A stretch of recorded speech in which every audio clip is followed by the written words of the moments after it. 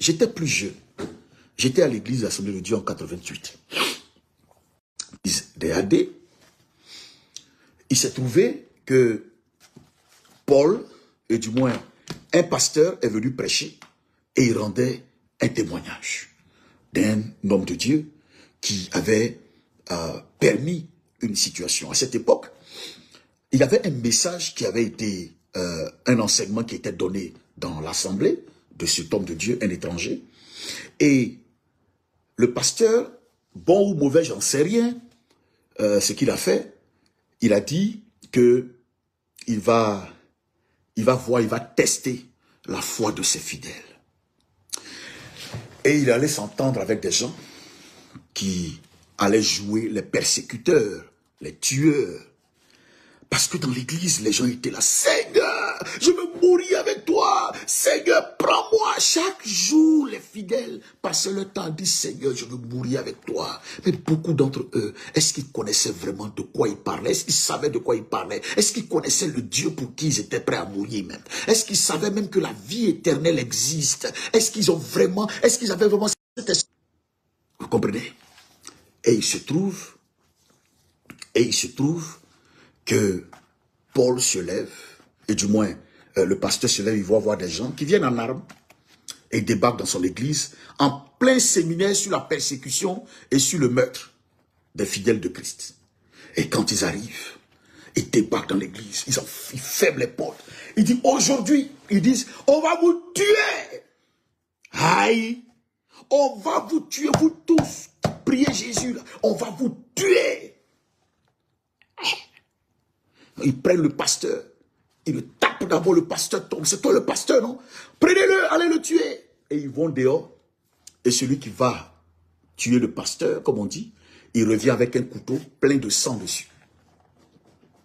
Et quand il a le couteau, voilà, on a tué votre pasteur. Toute l'église est là. Et ils emmènent une croix, ils déposent au centre à la chair. Et puis ils disent, vous qui voulez être vivant là, celui qui ne va pas faire ce qu'on dit, on l'égorge en même temps comme on a tué votre pasteur. Donc venez. Et puis, celui qui ne veut pas qu'on le tue, il crache sur la croix et puis il sort. Il crache sur la croix et puis il bouge. Il est libéré. On le met à côté. Mais ceux qui ne vont pas cracher sur la croix, ils vont nous sentir passer. La mort va vous visiter. Vous allez le trouver votre Dieu là-bas. Frère, le pasteur adjoint est venu. Il a craché sur la croix. Mets les cœurs pour que je continue l'histoire. Une vraie histoire qui a motivé ma foi, qui m'a emmené à m'accrocher davantage au Seigneur. Le second pasteur, lui aussi, il a craché. Chacun est venu. Ils ont commencé à cracher sur la croix. L'église, presque tout le monde a commencé à cracher. D'autres voulaient résister. Les autres ont dit, il faut cracher. L'église, c'est pas pour toi. Il faut cracher. Vous voyez? Les gens qui, il y a peu, étaient en train de crier, Seigneur, prends-moi. Les voilà en train de cracher sur la croix.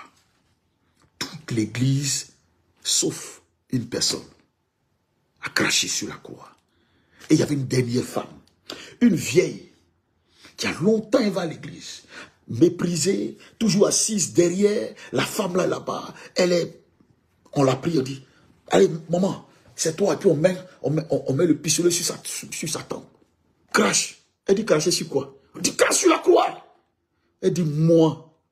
Elle a pris le deuxième, vous voyez les moments, elle a pris un pain, elle a nettoyé, elle a enlevé la salive de tout le monde.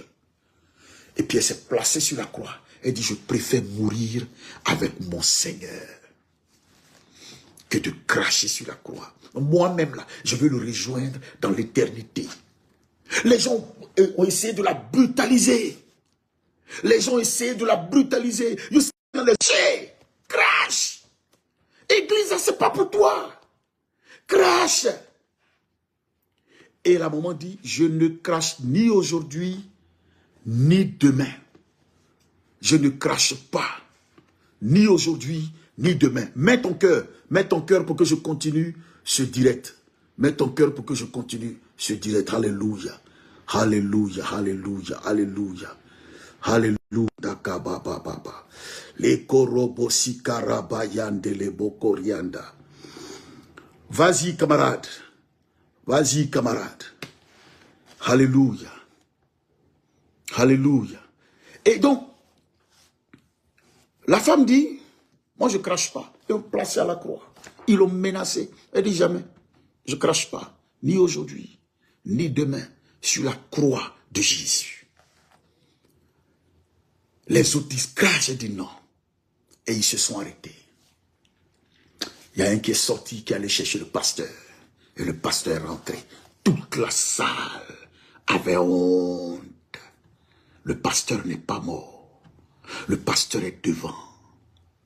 Et le pasteur prend le micro et dit maintenant, dans cette salle, je sais qui est de Dieu et qui n'est pas de Dieu. Je sais qui est de Dieu et qui n'est pas de Dieu. Dans cette salle-là, à partir de ce jour, je sais.